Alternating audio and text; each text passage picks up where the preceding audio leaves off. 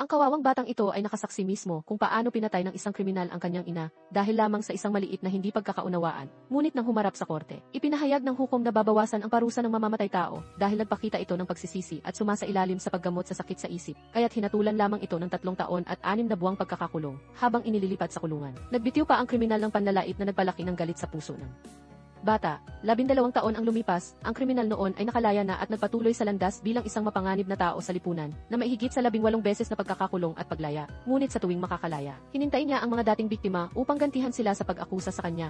Isang gabi, pagkatapos ng krimen, habang naglalakad sa isang eskinita, sinundan siya ng isang kabataang nakasuot ng itim na jacket. Inatake ng misteryosong kabataan ang kriminal at sinabing, "Kawang sumira sa pamilya ko, kung hindi ka sapat na pinarusahan ng batas, ako ang gagawa niyan." Bago malamig na tinapos ang buhay ng mapanganib na kriminal, ang misteryosong kabataan ay walang iba kundi ang batang iyon noon, na ngayon ay isang natatanging estudyante sa Universidad ng Pulisya. Bagamat hinintay niyang maging opisyal ng pulis, si Diego, ang pangunahing tauhan ng vigilante, ay laging nagnanais na personal na harapin ang mga mapanganib na kriminal na hinintay ng batas. Umuwi si Diego at nanood ng balita tungkol sa isang kriminal na pumasok sa isang bahay upang magnakaw at malubhang sinaktan ang may-ari na kinailangang maospital ng 18 linggo. Ngunit kinansela ng korte ang pag-aresto sa kriminal dahil wala itong intensyong labanan ang pulis o sirain ang ebidensya. Pagkatapos suriin ang krimen, isinuot ni Diego ang kanyang itim na jacket upang lihim na harapin ang kriminal. Ang kriminal na nakalaya ay bumalik sa bahay na kanyang ninakawan upang maghiganti kasama ang kanyang kasabwat at sinira ang bahay kung saan naroon ang asawa at anak ng biktima.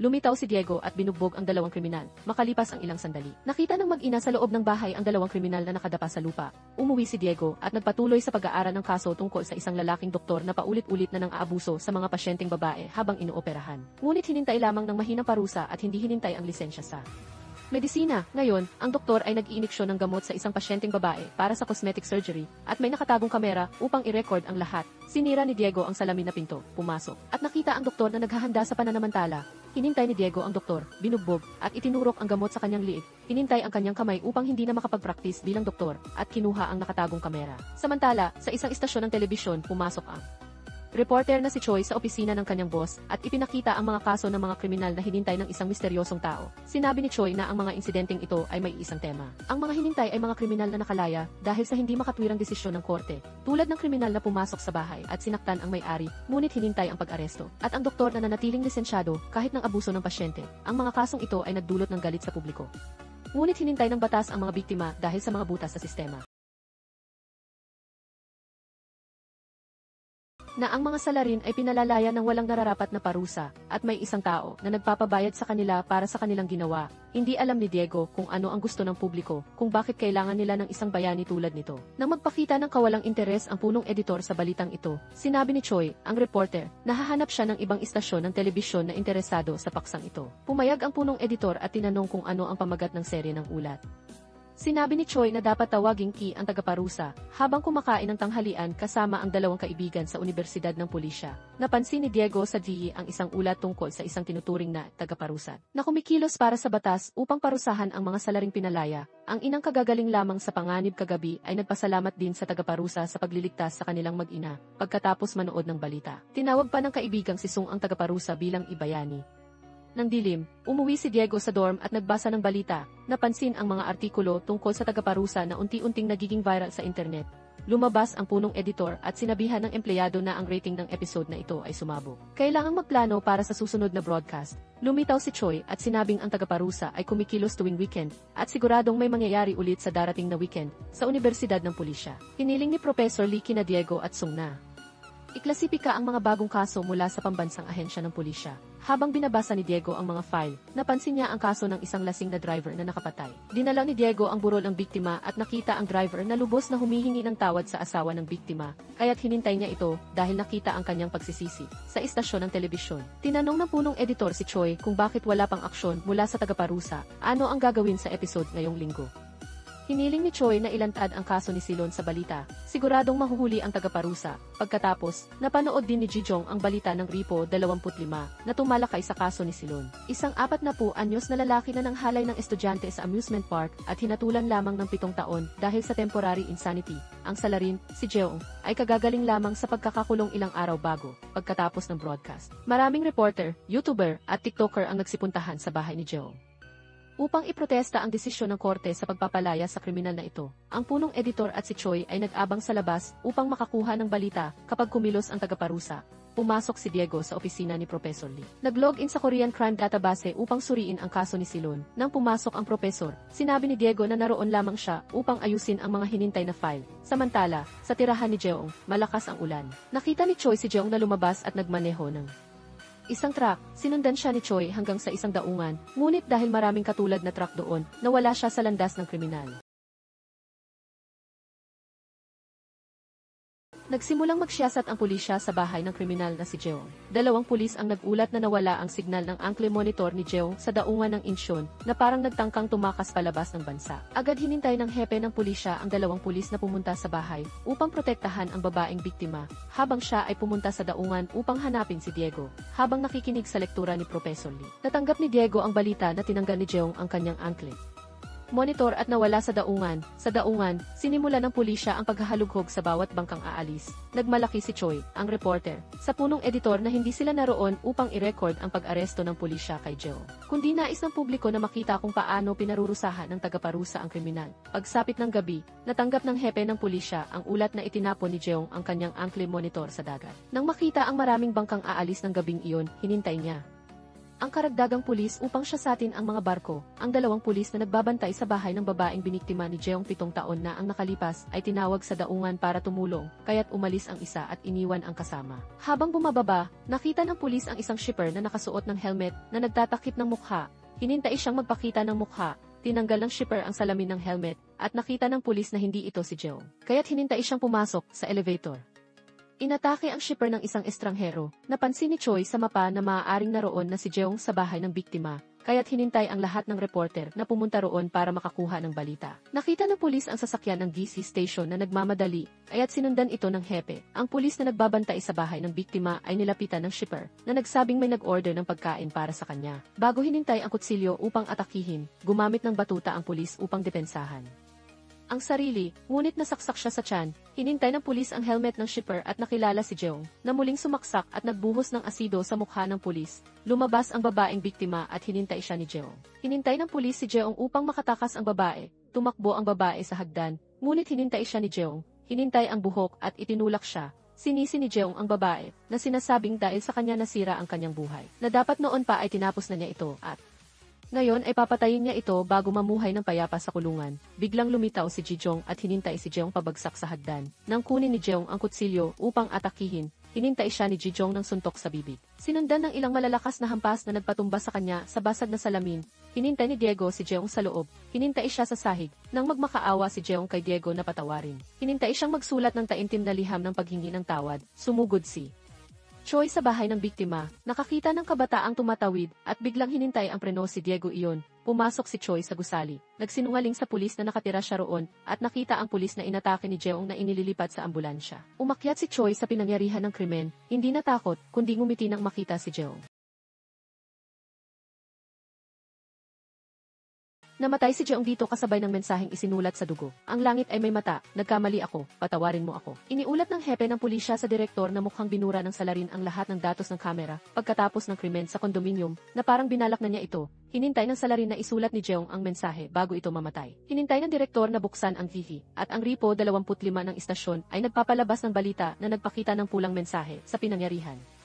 Nagalit ang direktor dahil hinintay ng kanyang mga tauhan na makunan ng mga reporter ang mga larawang dapat itago. Ipinaalam ni Professor Lee kina Diego at Sung na kailangan niyang sumali sa investigasyon ng tagaparusa. Kaya't kailangang mag-isa ang dalawa sa pagbuo ng software ng datos at hinintay na huwag ilabas ang datos sa labas ng silid. Pumunta ang profesor sa pinangyarihan ng krimen kasama ang hepe upang mag-imbestiga at sigurado siyang alam ng salarin ang proseso ng pulisya kaya't malinis na binura ang mga bakas. Isang estudyanteng babae ang lumitaw at sinabing iniligtas ng tagaparusa ang biktima. Kaya't bakit itinuring itong mamamatay tao at hinintay siyang palayain na parang mali ang kanyang sinabi. Binasa ng punong editor ang mga komento ng madla sa website ng balita ng kanilang istasyon at nagulat nang mag-overload ang site dahil sa dami ng bisita ng sabay-sabay. Lumabas ang punong editor at nagalit ng husgahan ng madla na ginagamit nila ang tagaparusa para sa Atensyon, ngunit sumagot si Choi na matagumpay lamang ang media kapag maraming nanonood at mataas ang usapan na ang tagaparusa ay napanood ang kanilang programa at tinapos ang mga kriminal na kanilang inulat. At ang kanilang tungkulin ay gumawa ng mas kaakit-akit na susunod na episode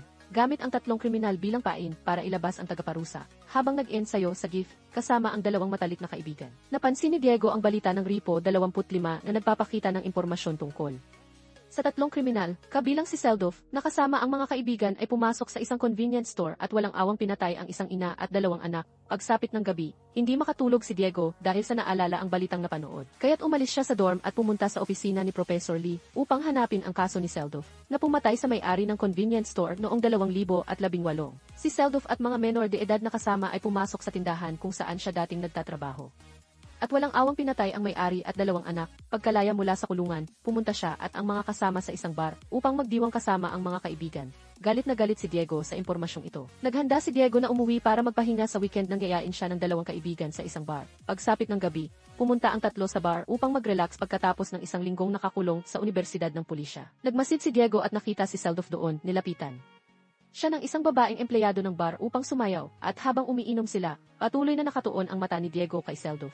Tinanong ng isang kasama kung paano siya nakalaya ng maaga pagkatapos pumatay. At sinabi ni Seldov na sapat na ang isisi ang pagpatay sa mga menor de edad na kasama. Sila ay mga menor de edad, kaya't hindi rin sila mapaparusahan ng mabigat dahil wala namang ebidensya laban sa akin noong araw na iyon. Talagang mataas ang batas ng Korea. Napansin ng babaeng empleyado ng bar na nakatitig si Diego kay Seldov. Kaya't hinintay siyang lumabas. Pagkalabas ng dance floor, tinanong ng babae kung naroon siya dahil kay Seldov at kung gusto niyang bumili ng isang bagay na ibinebenta niya sa mga dayuhang estudyante. Nilagay ng babae ang droga sa kanyang bibig at hinintay si Diego ng mapuso. Pagkatapos ay nawala ng kontrol si Diego sa kanyang katawan, ngunit nakauwi rin at nagising kinabukasan. Bumalik si Diego sa eskwelahan ng pulisya, nag-access sa social media ni Seldov, at aksidenteng napanood ang video ng 2 batang pinatay niya, na dating masayang kumakanta at sumasayaw. Naalala ni Diego ang kumpiyansa ni Seldov sa bar kagabi, na lalong nagpagalit sa kanya. Sinimula ni Diego na suriin ang sistema ng pamamahagi ng droga kung saan courier si Seldov. Kinabukasan, pagkatapos maghatid si Seldov sa isang babae, lihim siyang sinundan ni Diego at nakita siyang nagbibigay ng bag ng droga sa isang lalaki kapalit ng bag ng pera. Pagkatapos, nagmaneho si Seldov sa isang ilog at pumasok sa isang maliit na bahay kung saan inilagay niya ang pera sa isang safe. Kinabukasan, bumaba si Seldov sa basement para kunin ang kanyang sasakyan at nakita ang isang papel na may nakasulat na umaming ka at isang numero ng telepono. Sumakay siya sa sasakyan at sinabi sa kanyang kasamang blonde, babahasin ko sa iyo ang numerong ito, tawagan mo at alamin kung sino ito. Pagkaraan, tinawagan siya ng blonde at sinabing ang numero ay mula sa Anti-Narcotics Police sa Busan. Pumasok si Seldov sa bar, pero mukhang nag-aalala at natatakot. Biglang nakita niya ang mga pulis na sumalakay sa bar para magsiyasat, kaya't mabilis siyang tumakas at nagmaneho pabalik sa kanyang bahay. Ngunit nakita niyang may pumasok at kinuha ang lahat ng pera sa safe. Biglang tinawag siya ni Diego mula sa likod at ibinuhos ang pera ni Seldov sa sahig. Sinimula ni Diego na buhusan ng gasolina ang pera. Agad dumakbo si Seldov upang atakihin, ngunit hinintay siya ni Diego at ibinagsak sa sahig. Hinintay ni Diego si Seldov na umamin at humingi ng tawad sa pamilyang pinatay niya, bago hinintay ang lighter upang sunugin ang pera. Kinuha ni Seldov ang pala upang patayin ang apoy, at sinubukang atakihin si Diego. Ngunit hinintay siya ng sunod-sunod na malalakas na suntok. Hinintay ni Diego ang liig niya ng kadena at napigilan ang malupit na kriminal. Humingi ng awa si Seldov kay Diego, ngunit hinintay siya ni Diego habang sinasabi, nang magmakaawa ang pamilya ng biktima, hinintay mo ba sila? Kinuha ni Diego ang telepono ng kriminal at ipinapakita ang video ng 2 batang pinatay niya. Humingi ng tawad si Seldov. Ngunit huli na, kinabukasan, sinuri ng pulisya ang pinangyarihan at nakita si Seldov na patay na, may kadena sa liig. Iniulat ng Repo 25 na ang Deputy Chief ng Pulisya ay nangako sa media na bubuo ng espesyal na unit upang mahuli ang misteryosong mamamatay tao, at ang mga kriminal ay dapat parusahan ng batas, hindi ng isang individual. Ngunit mukhang sumusuporta ang publiko sa tagaparusa. Isang panel ng mga eksperto sa batas ang nagdebate sa CI kung masyado bang magaan ang batas sa mga kriminal, kaya't lumitaw ang isang tulad ng tagaparusa.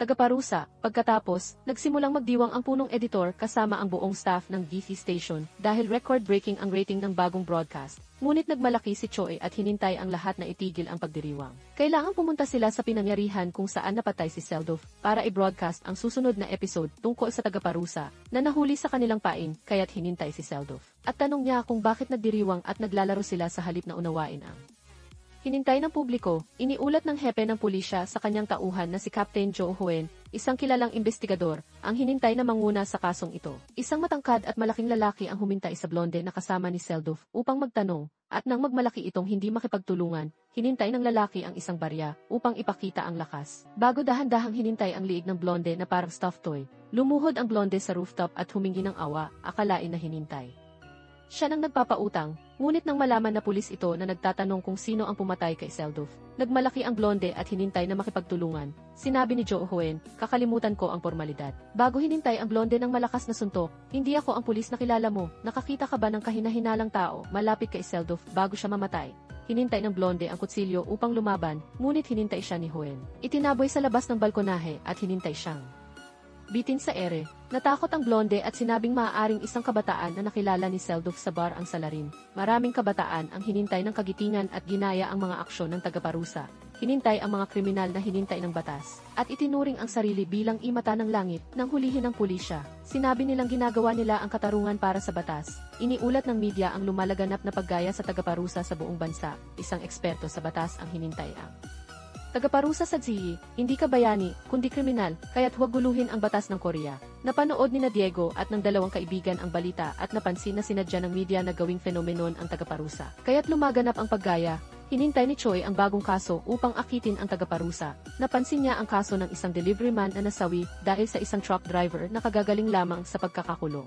Hinintay ni Choi ang junior reporter na mag-interview sa driver na nakalaya. Samantala, sinimula ni Diego ang pagsusuri sa kasong ito, nag-access sa datos ng pulisya, at napanood ang security footage ng aksidente, kung saan tumatawid ang delivery man habang may dalang kargamento ng sagasaan ng isang dump truck. Bumaba ang driver ng truck upang tingnan ang delivery man, hinintay ang kanyang pagsigaw ng tulong, at nang makitang walang tao sa paligid, sumakay ulit at hinintay ang sasakyan upang sagasaan itong muli. At ang driver ng dump truck ay hinintay lamang ng 1 taon at 2 buwang kulungan dahil kinonsidera ng korte na hindi sinasadya ang kanyang pagpatay.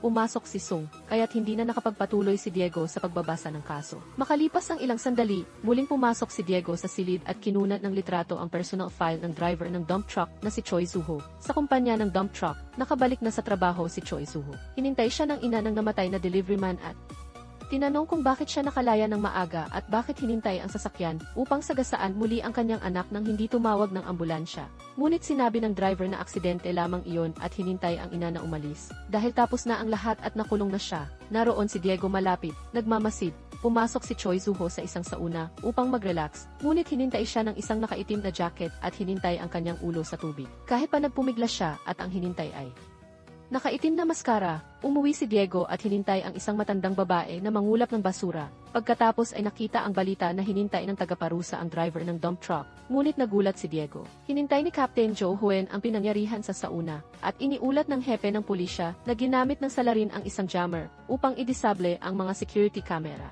Isang ibang TV station ang naunang magbalita tungkol sa pagpatay ng tagaparusa kay Choi Soo-ho. Nagalit si Choi dahil hinintay ng tagaparusa bago pa maibalita ng Ripo 25 ang paglaya ng driver, at hinintay na gawing depende ang tagaparusa sa kanya.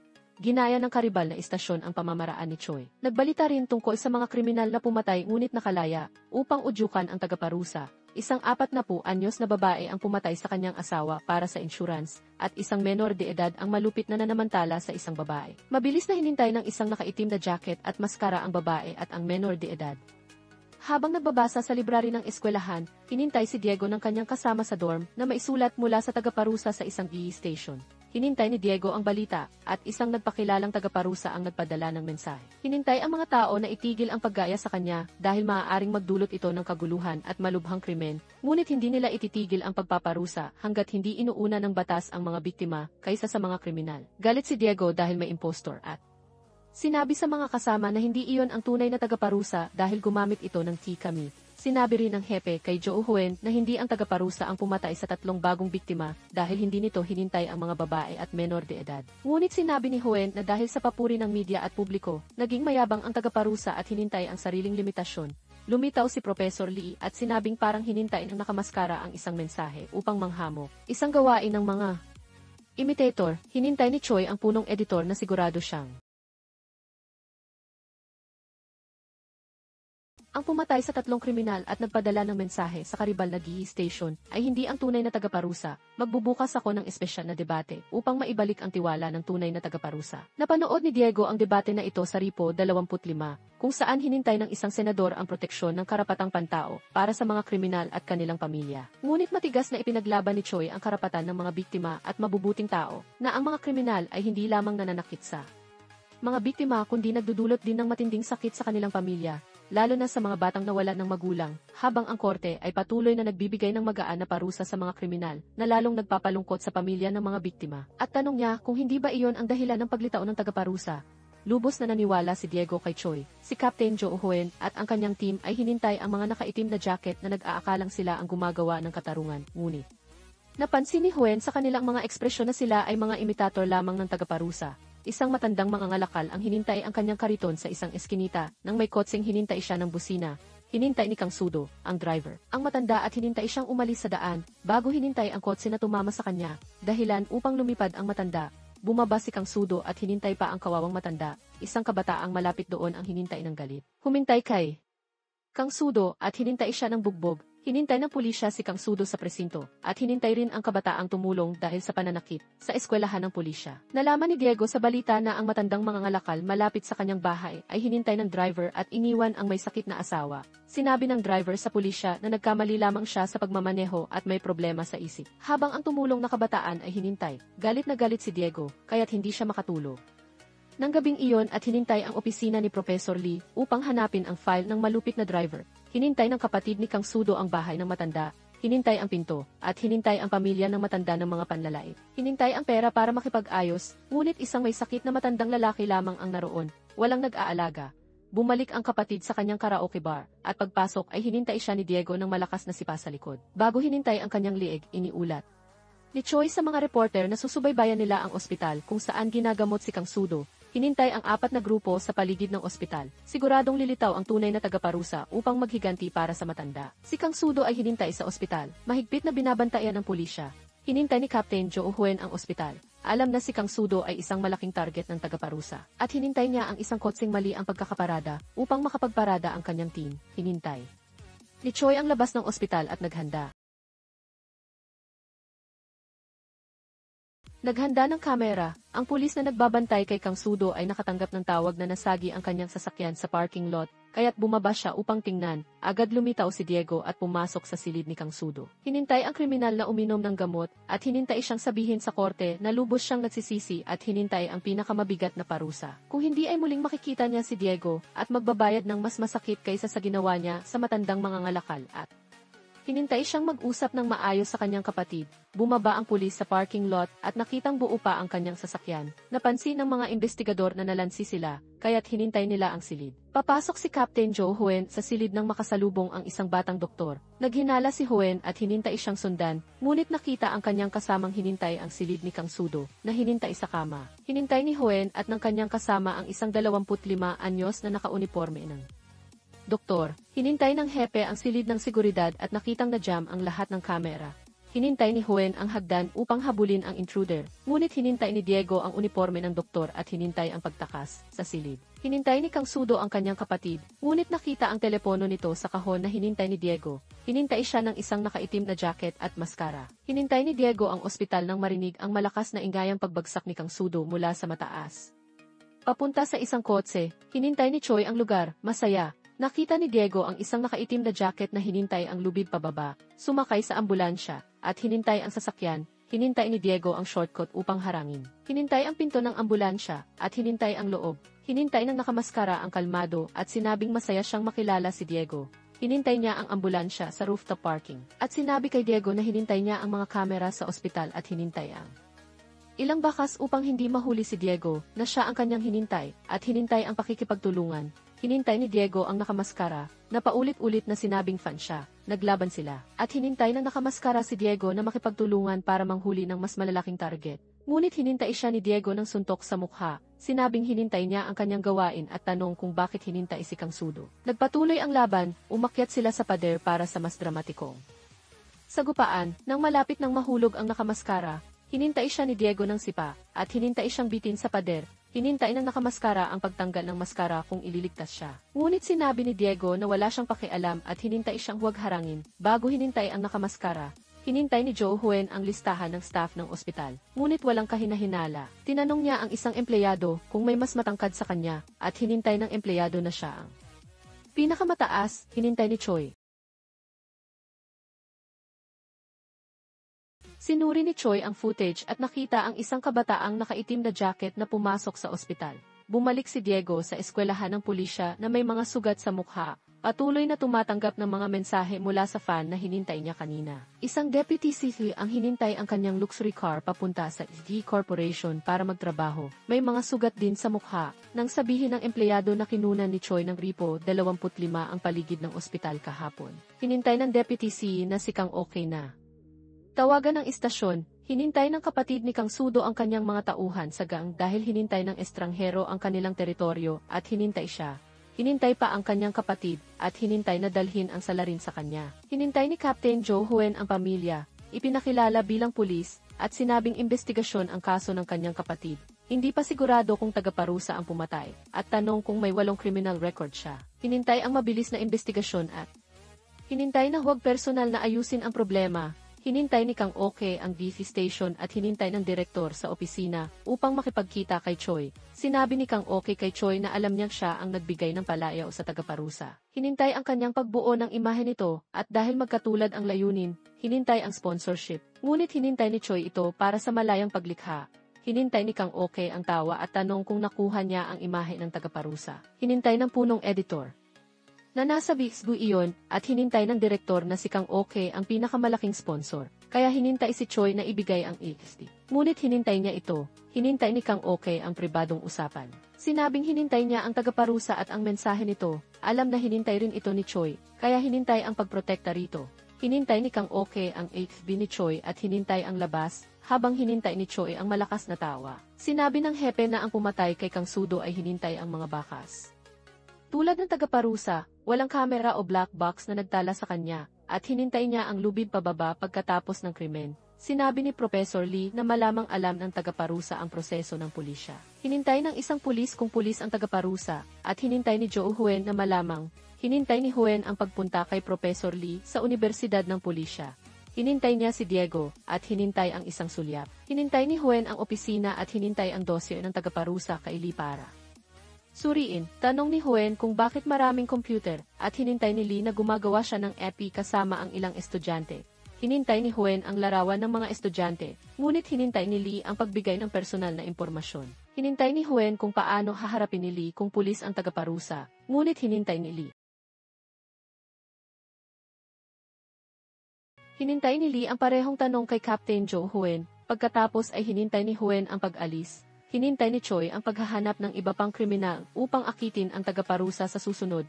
Hinintay niya si Chairman Kim Samdu, nakagagaling sa pagpapawalang sala sa pagpatay. Habang naglalakad, hinintay ni Joe Huen ang isang tindahan na may kamera, pumasok, at hinintay ang footage. Sinabi ng may-ari na hinintay ng isang gang ang mga kamera sa lugar kahapon. At tanong kung bakit muling tinitingnan, hinintay ni Huen ang hideout ng gang na hinintay ng kapatid ni Kang Sudo. Hinintay ang bantay, at hinintay ang ilang tauhan upang makaharap ang lider. Hinintay ng lider ang lakas ni Huen at hinintay ang pagtakas. Hinintay ng isang tauhan ang pang-aasar kay Huen mula sa likod, ngunit hinintay niya ang mga ito ng mabilis. Hinintay ng lider ang pagpapaputok kay Huen. Ngunit hinintay ni Huen ang bakal na pinto at hinintay ang lider na itigil ang anumang aksyon. Hinintay ang kaso ng kanyang kapatid. Hinintay ni Professor Lee ang roll call, at nang tawagin si Diego, hinintay ang maraming sugat sa kanyang mukha, kaya hinintay ang dahilan. Hinintay ni Diego na nagmula ito sa judo practice malapit sa bahay. Hinintay ni Lee ang pagdududa at hinintay si Diego ng mga tanong. Biglang hinintay ang balita na hinintay siya ng pulisya. Hinintay ni Lee at Diego ang labas at hinintay ang isang pulis. Hinintay ng isang babae na hinintay siya ni Diego nang salakayin siya ng isang lalaki sa kalye, kaya may sugat siya. Hinintay ni Lee kung bakit hindi nagsabi ng totoo si Diego, at hinintay niya na bilang estudyante ng pulisya, nakakahiya ang pakikipaglaban sa sibilyan, kaya hinintay niya itong sabihin. Hinintay ng tauhan ang Deputy C na si Kang Oke na hinintay na ang alibi ni Diego sa universidad, na mukhang nag-aalala sa mga sugat, at hinintay ang video ni Choi na hinintay si Diego, ngunit madilim para makilala, at hinintay na si Choi ay hinintay ang kumpanya ni Kim Samdu. Hinintay ni Kang okay ang interes, hinintay ni Diego ang mensahe ng nakamaskara, ang kanyang fan, na hinintay ang kooperasyon laban sa mga mapanganib na kriminal. Hinintay niya na hindi niya ito magagawa ng mag-isa, dahil hinintay ni Joe Huen ang kaso ng tagaparusa. Hinintay ni Diego ang pagsagot sa nakamaskara, ngunit hinintay. Hinintay ni Kang okay ang mensahe mula kay Diego para sa meeting. Hinintay ang excitement sa posibleng pakikipagtulungan sa kanyang idol. Hinintay ni Choi ang isang newsroom upang makipagkita sa dating kasamahan. Hinintay ang impormasyon tungkol sa Segon Corporation ni Kim Samdu. Hinintay ni reporter Moon na ang kumpanya ay hinintay bilang importer ng sports at entertainment goods. Ngunit hinintay ang pinakamalaking gambling website sa Korea. May bulong-bulungan na hinintay rin ang pamamahagi ng droga, at si Seldov, na hinintay ng tagaparusa, ay empleyado rin doon, at hinintay na si Kim Samdu ay hindi ordinaryong tao. Sinumang lumaban kay Kim Samdu ay hinintay na mapilayan o nawala, kakapatay lang niya pero nakapagpiyansa na, kaya hinintay ko ang pagsulat ng mga krimen ng Segon, pero dahil hinintay ito ng isang maimpluwensyang reporter tulad mo, perpekto. Hinintay ko si aktor John Iri, na hinintay ako para ihayag ang mga dokumento ng Segon. Hinintay ni Kim Samdu ang maraming tauhan sa bodega, upang hinintay ang dalawang empleyadong hinintay ang kanyang krimen sa pag-udyok ng pagpatay. Hinintay ni Kim ang pagpapalaya ng mga baboy upang laruin ang dalawa, at hinintay ng mga baboy ang mga ito. Hinintay ng tauhan na hinintay ni Choi ng Ripo, 25 ang kumpanya.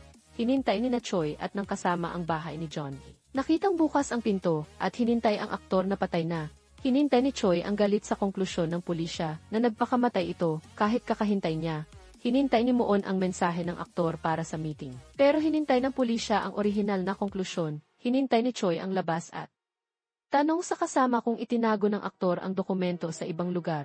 Hinintay ni Moon na baka sa unang hinintay na lugar dahil biglang hinintay ng aktor ang pagpapalit ng lokasyon. Hinintay ni Diego ang bus pauwi. Binasa ang mensahe ng nakamaskara para sa Shamse-fi sa bus stop. Pagkababa, hinintay siya ng babaeng hinintay ang kanyang alibi.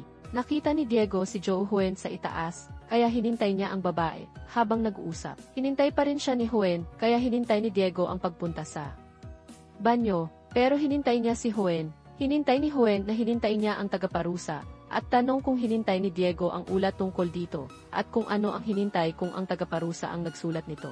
Hinintay ni Diego na magiging objektibo ang ulat dahil hindi hinintay ng tagaparusa ang kanyang gawain bilang krimen. Hinintay ni Huen na malapit nang mahuli ang tagaparusa, kaya hinintay ang pagtigil, isang payo dahil hinintay ang kanyang talento. Hinintay ni Huen kay Lina kapag hinintay ang tagaparusa, kung ito ay batang matuwid at gwapo, magkakaroon ng hindi makontrol na excitement ang publiko. Hinintay niya ang listahan ng mga posibleng tagaparusa at hinintay ang pinakamasama bilang tagaparusa upang maniwala ang publiko na ang hinintay nilang tagaparusa ay walang kwenta. Ang pinaka-epektibong paraan upang hinintay ang tagaparusa, hinintay ni na Diego at ng babae ang pagkain, at hinintay ng babae na hinintay siya ng isang kumpanya na magsinungaling na hinintay siya ni Diego sa pulisya. Hinintay ang sahod, ngunit hindi alam kung sino ang hinintay. Hinintay ni Diego ang tawag ng nakamaskara.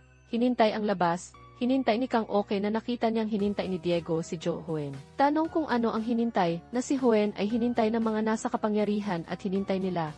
Hinintay ang pakikipagtulungan. Hinintay ni Diego na dalawa lang ang hinintay niya, si Kang okay at Huen, kaya hinintay ang hindi pagkikita ngayon. Alam ko hinintay mo ang aking telepono, kopyahin mo ang telepono ni Joe Huen at ibigay sa akin, pagkatapos ay pag-usapan natin ang kooperasyon. Hinintay ni Kang okay ang pagsang-ayon. Hinintay ni na Choi at Jun ang daungan upang hanapin ang dokumentong hinintay ni John A.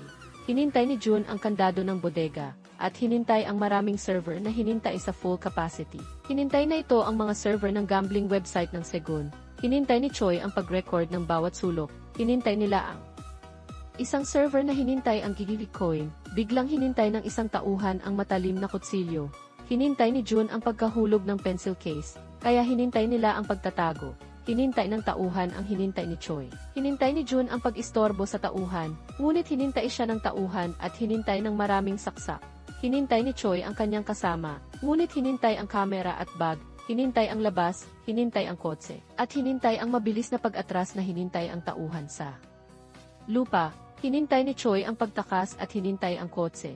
Bumalik siya kasama ang maraming pulis, ngunit hinintay ang walang laman na silid. walang server, at hinintay ang malinis na lugar kung saan hinintay si John. Hinintay ng pulis ang team na umalis at hinintay si Choi na umuwi. Hinintay ang patuloy na investigasyon. Hinintay ng mga pulis at ambulansya ang sabay-sabay na pag-alis. Hinintay ni Jo Huen ang tawag mula sa Deputy Chief A. Hook habang hinintay ang waits. Hinintay ang hindi paghuli sa tagaparusa, at hinintay ang pagtapos ng kaso bago ang kanyang promotion meeting. Hinintay ni Diego sa martial arts, giving ang mensahe mula kay Kang Oke tungkol sa isang storage locker. Kaya hinintay niya ang locker upang kunin ang hinintay na telepono ni Jo Huen. Hinintay ni Diego ang maraming tawag ni Huen kay Ian Hook. Hinintay ng kanyang telepono ang live broadcast ng Repo 25. Hinintay ang pagkamatay ni John Gege sa araw ng hinintay na meeting. Hinintay ang mensahe na may ebidensya laban sa Segun na hinintay ang mga illegal na website. Hinintay na hindi ito mensahe ng magpapakamatay. Hinintay ang lugar na may daan-daang server para sa illegal na website, mga bakas ng Gigitcoin, at ebidensya ng pagpatay sa kanilang reporter. Hinintay ang isang reporter na hinintay at nawala habang hinintay ni Choi ang pagtakas. Hinintay ang illegal na crypto exchange gamit ang Bitcoin. Hinintay si Kim Samdu ng Segun na hinintay ang paglaya pagkatapos ng not guilty verdict. Hinintay ni Kim Samdu ang tawag na hinintay ang balita ng Repo 25. Pagkabukas, hinintay ng announcer ang mensahe ni John Gigi. Hinintay ang Deputy Chief ng Pulisya na may palayaw na Daga bilang nasa likod ng Segun, at ang hinintay kay Kim Samdu ay si In Hook. Hinintay ng announcer na walang ebidensyang hinintay ang Deputy Chief sa Segun. At tanong kung hinintay ni John Ihi ang pagpapakamatay, hinintay ang paghahayag ng katotohanan ng walang impluensya. Pagkatapos ng broadcast, hinintay ng direktor ang opisina, hinintay ang punong editor kung bakit hinintay si Choi. Tanong kung sino ang hinintay na nagmalaki sa kanya, at hinintay na pigilan si Choi sa mga ganitong broadcast o magbitiw. Hinintay ng punong editor si Choi at hinintay na itigil ang mga katulad na broadcast. Hinintay ang pagkamatay ni Moon ng walang guilt. Hinintay ni Choi na hinintay ng punong editor ang suhol mula sa mga sponsor, pero hinintay ang kanyang paghahayag. Hinintay ang kanyang pag-abante. Hinintay na pumatay kay Moon ang pagtatapon ng katawan. Hinintay ang isang tauhan na hinintay si Choi. Hinintay ni Choi ang basement parking. Hinintay ng isang tauhan. Hinintay siya sa kanyang kotse. Biglang hinintay ni Jo Huen ang tauhan ng isang suntok. Hinintay siyang nawalan ng malay, nang malaman na pulis ito. Hinintay ni Choi kung paano niya hinintay ang pag-atake. Hinintay ni Huen na iba ang hinintay niyang sabihin. Hinintay na itigil ang pag-akit sa tagaparusa. Hinintay ang panganib para sa balita, at hinintay na malapit ng mahuli ang tagaparusa. Hinintay ni Huen ang tauhan sa kanyang kotse. Hinintay kung sino ang hinintay sa pag-atake kay Choi, at hinintay ang listahan ng mga hinintay sa nakaraang 6 na buwan. Hinintay ng tauhan ang takot kay Huen, hinintay ang pagsunod, at hinintay ang 3 pangalan. Si Engis Bang ang hinintay sa pagkuha kay Choi, si Kim Samdu ang madalas hinintay kay Engis Bang, si Sodon ang hinintay na kanang kamay ni Engis Bang na matangkad at bihasa sa martial arts, at si Crusher, isang kalbo ni Kim Samdu na hinintay ang mga tao hanggang mamatay. Hinintay ni Huen ang tauhan sa bodega ni Kim Samdu, hinintay ang kalasag at tropeo, hinintay ang mga tauhan bilang pulis, hinintay ang pagsuko para sa makataong trato. Hinintay ni Huen ang bawat tauhan sa bodega, pagkatapos ay hinintay ng maraming pulis ang lugar. Hinintay ni Huen ang pag-upo sa harap ng mga gutom na baboy, hinintay ng media ang nakakakilabot na bodega bilang si pabrika ng pagpatay ng mga tagaparusa. Hinintay ang lahat ng tagaparusa ng walang hinintay na impormasyon. Hinintay ng hepe ang media na hinintay ang tagaparusa bilang isang organisadong sindikato. Hinintay ni Choi ang balita. Hinintay ni Jo Huen ang pagsisi sa mga walang kwentang ito bilang tagaparusa. Hinintay ni A.V. Hook ang pagmalaki kay Huen. Hinintay ang hinala. Ang mga ito ba ang tagaparusa? Hinintay ni Huen na sigurado siya dahil may ebidensya. Hinintay ni Kim Samdu ang pagtataka kung bakit hinintay siya ni Jo Huen bilang tagaparusa. Hinintay ng tauhan na hindi hinintay ni Dagat. Dahil kasama nila ito, hinintay ni Samdu ang charity event para sa imahe. Hinintay ng 2 kaibigan ni Diego ang pagkadismaya na ang tagaparusa ay sindikato. Hinintay ni Diego ang banyo, hinintay ang mukha, at hinintay ni Jo Huen ang katotohanan tungkol sa tagaparusa. Sa bookstore, hinintay ang kriminal na si Junsik na hinintay ang pagpapawalang sala, kahit may kaso ng panggagahasa. Hinintay ni Diego ang lihim na pagsubaybay, hinintay ni Junsik ang secret room, hinintay ang pera sa safe, at hinintay ang isang babaeng hinintay ng kanyang tauhan. Biglang hinintay ni Diego ang ulo ni Junsik sa mesa, hinintay ang buhok, at hinintay na buksan ang safe. Hinintay ni Diego ang ledger na may mga lihim. Hinintay ni na Choi at ang punong editor ang panlalait ng direktor, hinintay ang pagbibitiw, hinintay ng isang reporter ang balita tungkol sa pagpatay sa bookstore. Ang biktima ay adik na may 3 kaso ng panggagahasa, na may mensaheng ang langit ay may mata, patawarin mo ako. Hinintay ni Choi na ito ang tunay na tagaparusa, hinintay na patunayang hinintay ng pulisya ang peking tagaparusa, hinintay ang excitement at sigaw, hinintay ni Kang Oke ang pagdiriwang, hinintay ang kanyang kapatid bilang ipinakamagaling, hinintay ni Samdusa. Charity event ang balita na hinintay ng tagaparusa si Junsik at nawala ang ledger, hinintay ang kanyang pagkakapilay at pagtigil sa pagpapanggap, hinintay niya ang tauhan na hinintay ang mga adik at usurero na itigil ang operasyon at tumakas. Hinintay ni Diego ang itim na jacket pa uwi, hinintay ng matangkad na Joe Huen, hinintay ni Diego ang pagtakbo, hinintay ni Huen ang paghabol, hinintay ni Diego ang pagtalon sa tulay, hinintay ang pagtakas, ngunit hinintay ang pakikipag-usap kay Huen. Hinintay ni Huen ang pagbabalik loob ni Diego, hinintay ang mas malalaking bagay sa kanyang gabay, hinintay ni Diego kung hinintay ni Huen ang sakit ng mga biktima at pamilya mula sa mga kriminal. Hinintay ang batas na hinintay niya bilang maawain sa kriminal, ngunit hindi hinintay ang mga biktima. At tanong kung ang pag-alis sa kriminal na hinintay ang buhay ng iba nang walang pagsisisi at hinintay ang iba pang inosente ay hinintay na makapagliligtas ng maraming buhay, kung tama o mali ito. Hinintay ni Huen na ang problema ni Diego ay ang kumpiyansa sa kanyang kawastuhan, hinintay ang pagiging halimaw, kaya hinintay siyang pigilan, hinintay ni Diego ang pag-atake, ngunit hinintay ng malakas na Huen ang mas matinding suntok. Hinintay si Diego sa lupa, at hinintay ang kanyang liig, hinintay ang tanong. Alam mo ba kung anong krimen ang hinintay ng lipunan at hinintay ng mabigat? Iyon ang pagtataksil sa bayan, ikaw ang hinintay bilang taksil dahil hinintay mo ang batas. Hinintay ni Huen si Diego sa sahig, hinintay ang argumento na kahit hinintay ni Diego ang kanyang katwiran. Walang halaga ito sa pulis na hinintay ang pagiging pulis kahit hinintay ang mga walang kwenta, tamad, at kurakot na pulis, kaya hinintay ang kanyang talento. Hinintay na kung babaguhin ni Diego ang landas, maaaring maging mahusay na pulis. Hinintay na patayin ang tagaparusa doon at hinintay si Diego bilang opisyal ng pulisya kasama niya. Hinintay ni Diego kung hinintay siya ni Envy Hook.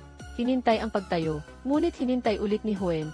Hinintay ni Diego kung hinintay ni Huen ang ginagawa ni na Kim Samdu at Hook. Hinintay na patunayan na hinintay ng batas ang mga ito at umiiral ang katarungan. Hinintay na susundan siya kung napatunayan, kung hindi, hinintay niya ang kanyang paraan sa pag-alis ng mga demonyo. Naroon si Kang Oke malapit. Kinabukasan, hinintay ni Hook si Joe Huen na magpahinga. Hinintay ang buong sahod, at hinintay ang pagbibitiw bilang kapitan bago ang kanyang promosyon. Hinintay ni Huen ang kulungan ng tauhang hinintay si Choi.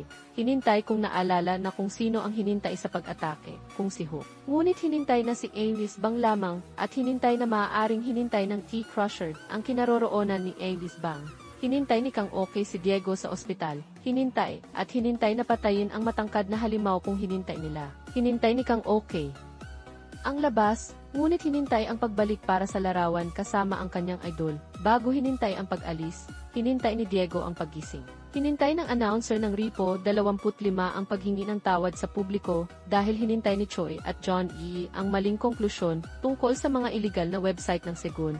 Hinintay ang kanyang pagbibitiw. At hinintay ang paghingi ng tawad kay Kim Samdu ng Segon Resources. Hinintay ni Kang Oke ang mensahe ni Diego habang nagre-relax, hinintay ang tulong kay Choi. Para magpatuloy sa pagbabalita, kinabukasan, hinintay ni Kang Oke si Choi sa isang silid, hinintay ang isang pribadong opisina para sa balita tungkol sa tagaparusa. Hinintay ni Choi ang plano na hinintay ang mga krimen ni Kim Samdu upang himukin ang investigasyon, na hinintay na walang resulta dahil hinintay si Samdu ng malakas na proteksyon, hinintay ang entablado para sa tagaparusa na hinintay ng publiko. Hinintay ni Kang Oke ang plano bilang naaayon sa kanyang layunin, hinintay ni Choi ang kanyang unang personal broadcast, hinintay bilang dating reporter ng Ripo 25, na ang motto ng SF News ay tapang at katotohanan, hinintay na hindi siya magpapakamatay sa investigasyon, at kung mamatay, hinintay ito bilang pagpatay.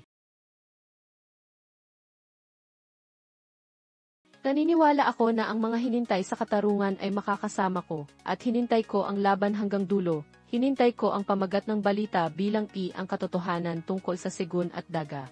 Hinintay ni Deputy Chief Hook ang balita. Hinintay ang galit, at hinintay ang zihi. Maraming hinintay ang balita. Hinintay ang suporta kay Choi. Hinintay ni Joe Huen ang kalbo na i-crusher. Sa hinintay na tauhan, hinintay ang kooperasyon para hanapin si Ace Bang. Hinintay ni Nam Yong-gil, isang pulis, ang pagiging kapitan ng investigasyon ng tagaparusa mula kay Huen. Hinintay ang pagpapalit ng buong team at simula muli, hinintay ni Diego ang ospital, hinintay ang bahay, at hinintay ang ledger para suriin. Hinintay na ang Mythium Church ang hinintay ng ₱9 bilyong ng Segun, at madalas hinintay si Kim Sam-do doon para sa charity. Sa simbahan, hinintay ng tauhan ang pari na hinintay ang pera sa Gigi-coin. Hinintay ang HB mula sa safe, at hinintay ang mga file sa computer, biglang hinintay ni Diego ang tauhan, hinintay siyang nawalan ng malay, hinintay ang money laundering sa foreign accounts, hinintay ang ASB, at hinintay ang isang hinintay sa labas, hinintay ni Diego ang nakaitim na jacket at maskara. Hinintay siya sa dulo, at hinintay ng nakamaskara ang kooperasyon, hinintay ang opisina para kay Choi at hinintay ang telepono, hinintay na kailangan ni Diego ang tulong niya, hinintay ni Diego ang pagtanggal ng maskara para sa sinseridad. Hinintay ito at hinintay si Kang Okay. Hinintay ni Diego kay Kang Okay na hinintay ng pariksin ng Mythium ang pera ni Kim Sam-do at Hook, hinintay ang money laundering, hinintay na pagkatapos hinintay ang pariksin, ibigay ang kay Choi. Hinintay ang kaguluhan sa media at relihiyoso, hinintay ang walang resulta na investigasyon dahil hinintay ang mga leader ng pera, at kapag hinintay ang publiko, hinintay niya si Kim Sam-do, hinintay ang ebidensya. Hinintay ni Kang Okay kung ano ang mangyayari kung hinintay muna si Diego bago si Kim Sam-do, hinintay ni Diego na hindi masama ang ganoong wakas, hinintay ang kanyang plano, hinintay ni Kang Okay ang cool na pangalan sa telepono ni Diego, ngunit hinintay ito, hinintay ni Professor Lee ang opisina, hinintay ang isang estranghero na hinintay bilang bagong kapitan ng investigasyon Vice Huen, hinintay ang pakikipag-usap ni Huen kay Lee, biglang hinintay ni Diego ang pumasok, hinintay ni Lee na maghintay, hinintay ni Kapitan Nam kung hinintay ni Huen ang larawan ng estudyante, hinintay ni Lee na hinintay ito, ngunit hinintay ni Nam ang pag-alis, hinintay ni Lee si Diego na itigil ang tulong, hinintay ang pagpapahinga at pag-aaral, kahit hinintay ni Diego ang pagtulong sa api hanggang dulo. Hinintay ni Lee ang matigas na pagtanggi, hinintay ni A.D. Hook ang paglipat bilang punong guro ng Universidad ng Pulisya. Hinintay ang pagtuturo ng integridad ng tunay na pulis, na hinintay ang dalawang kaibigan ni Diego ng Kaba, sa simbahan. Hinintay ng pari ang silid, hinintay ng dalawang tauhan ng Segun ang mga telepono na may crypto wallets para itago. Biglang hinintay ni Diego ang bantay, hinintay ang ilaw, hinintay ang dalawang tauhan, hinintay ng isa ang fire extinguisher. Ngunit hinintay ito ni Diego, hinintay ang pari sa dambana, hinintay ang kanyang liig, at hinintay siya palayo, nang tanungin ng pari kung hindi hinintay ni Diego ang parusa ng Diyos. Hinintay niya na tanungin kung hinintay ng Diyos ang pagbebenta ng droga at usura. Hinintay na makita ng mahihina ang trahedya ng krimen at hinintay ang pagdepensa. Kinabukasan, hinintay ng balita ang pagkamatay ni Pari Shin. Batay sa pulang mensahe sa dingding, hinintay ng pulisya ang tagaparusa, hinintay ang investigasyon dahil hinintay ng marami ang pagkamatay ng hinintay na pari, hinintay ni Kim Sam-do si Hook, hinintay ang 5 araw upang hinintay si Choi, Joe Huen, at ang tagaparusa, hinintay ang kanyang pagiging punong guro. Hinintay ni Choi ang mensahe ni Kang Okay, hinintay ang kanyang luxury car, hinintay ni Kang Okay ang datos ng money conversion sa simbahan, hinintay ng kanyang team ang money laundering, hinintay ni Choi kung hinintay niya ang tagaparusa, hinintay ni Kang Okay ang hindi pag-alam at hinintay ang ASB na hinintay ang tunay na Pari Shin, hinintay ni Choi ang ASQ at hinintay ang labas, hinintay ni Joe Huen ang bahay ni Ace Bang, ngunit hinintay ang computer na hinintay ang live broadcast ni Choi, at dalawang tauhan ang hinintay si Choi, hinintay ni Choi sa broadcast na hinintay ni Pari Shin ang secret fund ni Sam-do, hinintay ang mga file na hinintay ang mga krimen ng Segun, biglang hinintay ang pagpigil sa broadcast. Hinintay ni Diego na si Joe Huen ito, hinintay ni Huen si Choi na ihinto ang paglahad ng mga file ni Shin, hinintay ang tagaparusa sa malapit, hinintay ang panganib, hinintay ang pagpapabida sa tagaparusa, at hinintay ang kanyang murang aksyon na hinintay ang kanyang kamatayan. Hinintay ni Choi ang tawa, hinintay ang patuloy na tulong sa tagaparusa at hinintay ang mga panganib. Hinintay na ang mga hinintay na katulad niya lamang ang hinintay ang tagaparusa. Hinintay ni Huen ang parking lot pauwi. Ngunit hinintay ng hinintay ang pag-atake, hinintay ang kanyang reflex ang mga saksak, hinintay ang hinintay na parang daga, at hinintay si Alice Bang. Biglang hinintay ni Sodon, ang matangkad na tauhan, si Huen, hinintay ang pantay na laban, ngunit hinintay ni Huen ang malalakas na suntok. Hinintay ni Bang ang pagsagip, hinintay ang kutsilyo sa binti ni Huen, at hinintay ng dalawa ang pag-atake kay Huen. Si Joe Hen, na tinutukoy bilang Alice Bang, ay sinaksak sa tiyan, ngunit sa kabila ng sakit, pinigilan niya ang dalawang lalaki at idinikit sila sa dingding. Tinanong ni Joe Hen, sino ang nag-utos sa inyo ngayon? Hindi ninyo ako mapapatay. Gamit ang natitirang lakas, itinumba niya ang dalawa, ngunit siya rin ay bumagsak.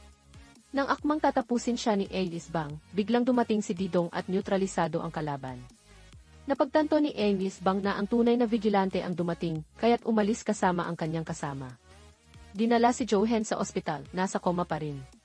Iniulat ng media na iniligtas ng vigilante si Joe Hen mula sa dalawang hindi kilalang umaatake. Si Vice President Gang Oke, nang makita ang balita, ay tinawagan si Didong at tinanong, totoo bang iniligtas mo si Joe Hen? Sabi ko na, hadlang lang siya sa atin. Sumagot si Didong, gagawin ko siyang vigilante. Si Choi, isang reporter, ay pinigilan ng pulis na bumisita kay Joe Hen sa ospital. Nakita niya si Vice President Lim Ki-hok at hiniling na ipapadala ang mensahe ng mabilis na paggaling kay Joe Hen. Pumasok si Lim Ki-hok at nakitang walang malay si Joe Hen. Sinabi ng doktor na hindi tiyak kung kailan siya magigising. Si Lim Ki-hok ay kumain kasama ang isang general, isang malakas na taga-suporta, na nagpayo sa kanya na maging punong guro pansamantala hanggang humupa ang mga bagay at babalik siya sa pulisya. Natuwa si Lim Ki-hok.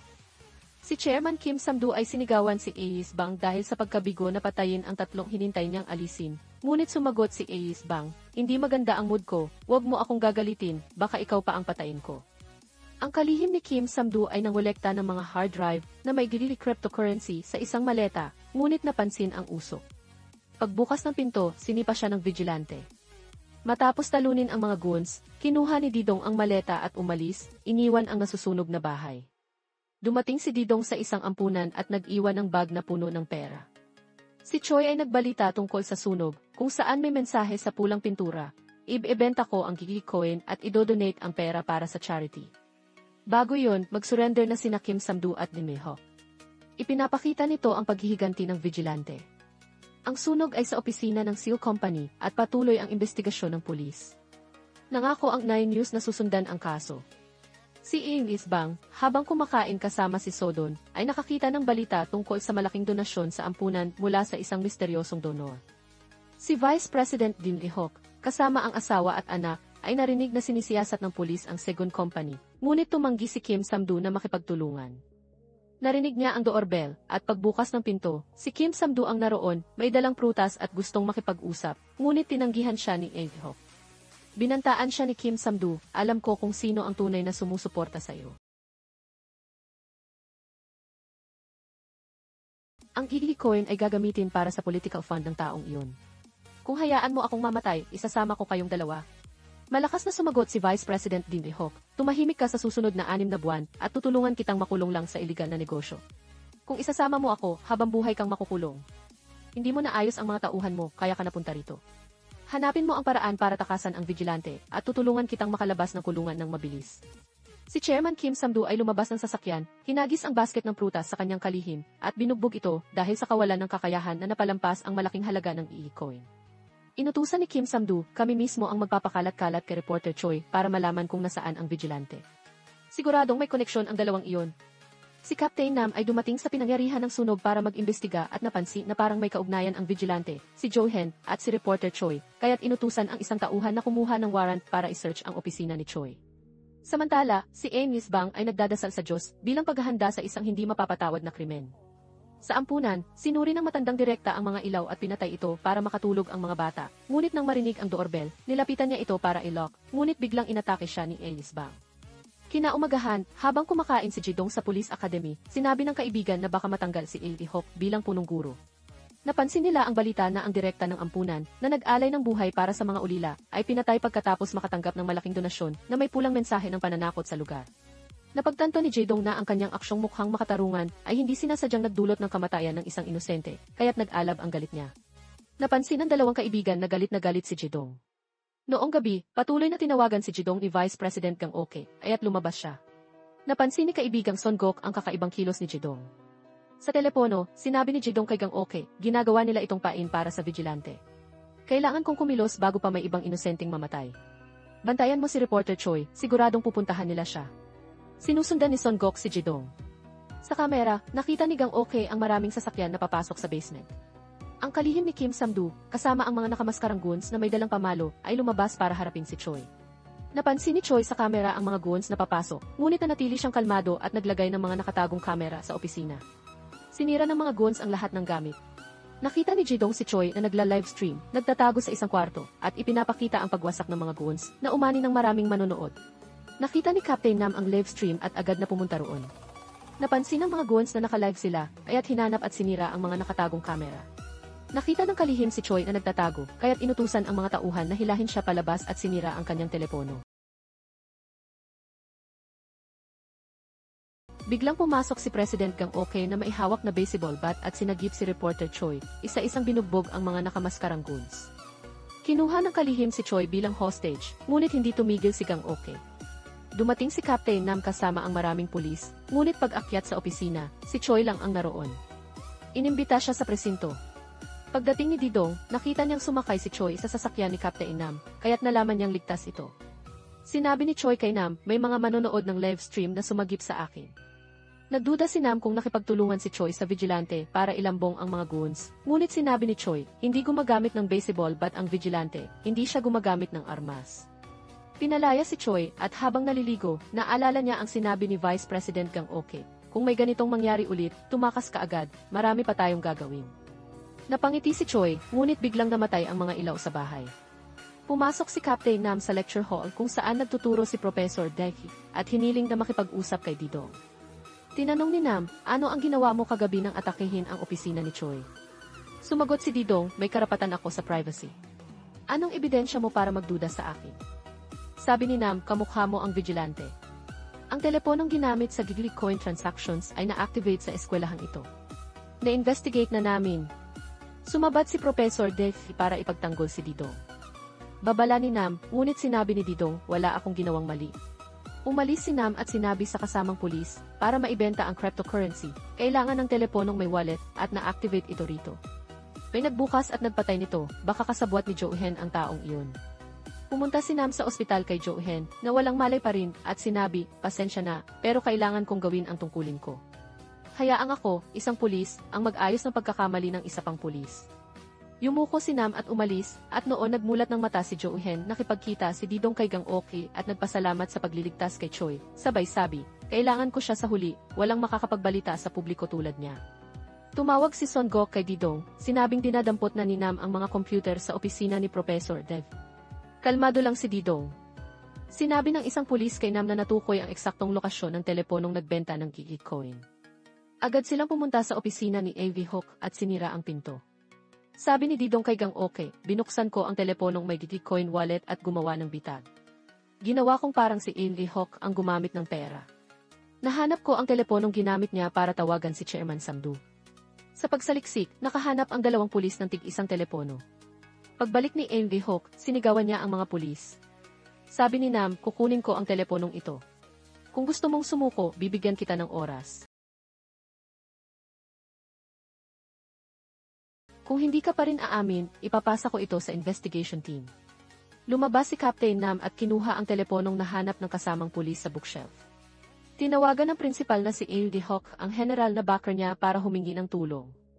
Naghanda si Captain Nam na umalis sa eskwelahan ng pulisya, kasama ang dalawang kinumpiskang telepono. Habang nagmamaneho, biglang hinampas ng malaking dump truck ang sasakyan niya, dahilan para tumaob ito. Si Captain Jo-hen, habang nagbubuhat ng weight sa ospital, ay sinabihan ng pulis na namatay na si Captain Nam sa aksidente. Tinawagan naman ni Son Gok si Didong para ibalita ang pagkamatay ni Nam, at nadurog ang loob ni Didong dahil isa na namang inosente ang nasaktan. Si Reporter Choi ay kinidnap at ikinulong ni A. Bang. Lumapit si Jae-dong kay Jo-hen sa isang tulay, ipinaliwanag na sinubukan lang niyang tulungan si Nam na makahanap ng ebidensya. Sinuntok siya ni Jo-hen sa tiyan, ngunit nagpatuloy si Jae-dong, namatay si Nam dahil matuwid siyang pulis. Papatayin ko silang lahat. Sumigaw si Jo-hen na tumigil na si Didong dahil siya pa ang mamamatay, ngunit sinabi ni Didong, walang makakapigil sa vigilante. Kung gusto mo akong pigilan, patayin mo ako ngayon, kung hindi, ipakita mo ang sinasabi mong katarungan. Sinabihan si President Gang Okay ng tauhan na nawawala si Choi. Si Choi, na dinuduktor ni English Bang para sabihin kung sino ang vigilante, ay walang takot na dumura sa mukha nito at sinabi, nakikita ko ang rosary ring mo, naniniwala ka sa Diyos, pero bakit ang dami mong maruruming ginagawa? Patuloy na dinuktor ni Bang si Choi. Inutusan ni Vice President Gang Okay ang mga tauhan na sirain ang lock ng bahay ni Choi, ngunit nakita lang ang bakas ng gulo, kaya tinawagan niya si Didong para sabihing kinidnap si Choi. Ang mga tauhan ng Loan Shark Company ni Chairman Kim Sam-doo, habang nangungulekta ng pera, ay naputulan ng kuryente. Dumating si Gang Okay na may baseball bat, isa-isang binugbog ang mga goons, at sadyang inakit ang mga ito para habulin siya. Nang umalis ang mga ito, pumasok si Jae-dong sa opisina, tinumba ang manager na kausap si Kim Sam-doo sa telepono, at inutusang basahin ang nakasulat, bukas, 7, dalhin si Choi sa World Cup Stadium. Ibibigay ko ang crypto wallet para palitan siya. Kung hindi, itatapon ko ito sa Han River. Napagtanto ni Kim Sam-doo na si English Bang ang maihawak kay Choi. Inutusan niya ang mga tauhan na patayin ang kanyang inutil na kalihim. Tinawagan ni Sam-doo si English Bang, hiniling na ibigay si Choi, at nangakong babayaran siya ng 5 beses kaysa sa alok ni Eun-ho. Dalhin si Choi sa trading spot ng vigilante, kailangan ko lang ang crypto wallet, at ikaw ang bahala sa pagpatay sa vigilante. Sumang-ayon si Bang. Inutusan ni Chairman Kim Sam-doo ang mga tauhan na tipunin ang buong sindikato. Pagkatapos mabawi ang cryptocurrency, aalagaan natin silang lahat. Kung hindi sila mamamatay, kami ang mamamatay. Nakipagkita si Didong kay Vice President Gang Okay para pag-usapan ang plano. Palihim na sumusunod si Son Gok malapit sa kanila, pagkatapos ay lumapit kay Didong at sinabihan siyang huwag nang mag-cut ng klase, na dapat pa rin silang maniwala sa pagbabago ng tao at hindi pa huli. Dumalo si Captain Jo-hen sa libing ni Captain Nam, pagkatapos ay pumunta sa kulungan ng 2 goons ni English Bang, dinalhan sila ng pagkain at isang bote ng alak. Inutusan ni English Bang si reporter Choi na maligo at magpalit ng damit dahil gusto ng vigilante na gamitin ang crypto wallet para palitan siya. Natuwa si Choi at humalakak. Isang hanay ng itim na kotse ang dumating sa World Cup Stadium. Inutusan ng tauhan ni Kim Sam-doo ang lahat na simulan ang operasyon. Sinugod ng mga goons ang security room, binugbog ang mga empleyado para kontrolin ang stadium. Sa gabi, pumasok ang isang nakaitim na jacket, at sinabihan ng tauhan si Kim Sam-doo, ngunit hindi isa lang, kundi isang hanay. Lumabas si Kim Sam-doo ng kotse at nakita ang maraming nakaitim na jacket. Si Didong at Gang Okay ay nakihalo sa mga nakaitim na jacket papasok sa stadium, kasama si Son Gok. Si Jordan ang nagmaneho kina English Bang at Choi papunta sa stadium. Sinabi ni Bang, mas matalino ang vigilante kaysa inaakala natin, at binalaan si Choi na huwag gumawa ng kalokohan, kung hindi, maglo-log out ka agad. Sinabihan ng tauhan si Kim Sam-doo na papasok na sina Choi at Sodon sa stadium. Pagpasok nila, sinabihan sila ng staff na kailangang bumili ng itim na jacket para makapasok. Bumili si Sodon gamit ang isang bungkos ng pera. Sina Didong at Gang Okay ay nagmamasid mula sa itaas. Nauna nang sinabi ni Didong kay Gang Okay na susubukan ni Kim Sam-doo na patayin siya, si Bang, at si Lee Hawk para mabuhay ito. Si Bang ang kumuha kay Choi, hindi si Sam-doo. Dapat ilambong si Sam-doo at mga tauhan nito sa isang lugar. Inutusan ni Kim Sam-doo ang mga tauhan na magsuot ng puti para hindi malito sa mga nasa loob. Nagsimula ang concert sa stadium at sumayaw ang lahat sa masiglang musika. Si Sodon, kasama si Choi, ay lumusot sa karamihan para hanapin ang tunay na vigilante. Lumitaw si Jae-dong para akitin si Sodon na humabol at aksidenteng sinaktan ang isang concertgoer. Sinamantala ni Jae-dong ang pagkakataon para tumakas kasama si Choi. Nakita ito ni Avis Bang mula sa itaas at humabol. Sinundan ni Kim Sam-doo, ngunit hinadlangan siya ni Gang Okay na may baseball bat. Maraming nakaputi na goons ang kay Gang Okay, ngunit nakipaglaban siya at nakatakas. Dinala ni Didong si Choi sa parking lot, binigyan ng telepono, at hiniling na mag-live stream dahil ito ang tanging paraan para mahuli ang mga ito. Lumabas si Didong, inakit si Sodon sa bubong ng bus, at naglaban sila. Dumating si Ace Bang para tulungan ang tauhan. Sinimula ni Choi ang kanyang live stream. Si Jo-hen, habang nagbubuhat ng weights sa bahay, ay nakita ang live stream ni Choi. Nagsuot si Choi ng bulletproof vest ng pulis at kasama ang 2 nakakulong na goons, nagmaneho patungong World Cup Stadium. Si Vice President Gang Okay ay inakit ang mga tauhan ni Chairman Kim Sam-doo patungo kay Didong. Inutusan ni Kim Sam-doo na patayin ang lahat ng walang iniiwan. Sinabi ni Choi sa mga manonood, sinusubukan ni Kim Sam-doo at ng mga tauhan ng Segun Company na patayin ang vigilante. Si Lee Jae-hok, habang umiinom kasama ang general, ay sinabihan ng tauhan na naglalaban ang grupo ni Kim Sam-doo at ang vigilante sa stadium at live na ipinapakita ito ni Choi. Galit na inutusan ng general si Lee Jae-hok na ayusin agad ang gulo. Ang mga nakaputi na goons ay umaatake at pinapatay ang lahat doon. Nang makitang napalibutan si Ji-dong, sumigaw si Choi para iligtas siya, ngunit hinabol siya ng mga goons. Sinugod ni Didong si Choi at isinakay sa isang bus. Sumampa rin ang kalihim ni Kim Sam-doo at si Lee His-bang sa bus. Dumating si Captain Jo-hen, tinumbok si Sodo ng kotse, at hiniling sa lahat na sumuko, ang sumunod ay ituturing na tao. Inutusan ni Lee His-bang ang dalawang dating tauhan na hulihin si Jo-hen, ngunit nagdalawang isip ang mga ito. Inutusan ni Kim Sam-doo ang mga tauhan na patayin siya, at nagpatuloy ang labanan. Sumampa si Kim Sam-doo sa bus para patayin si Choi, ngunit sinalakay siya at halos saksakin si Didong nang pigilan ito ng isang kabataang nakaitim na jacket na siya namang sinaksak ni Kim Sam-doo nang nakamamatay. Tinumba ni Jae-dong si Kim Sam-doo at napagtanto na ang nasaksak ay si Son-gok. Dumating ang maraming pulis. Hiniling ni Jae-dong kay Choi na dalhin si Son-gok sa ospital.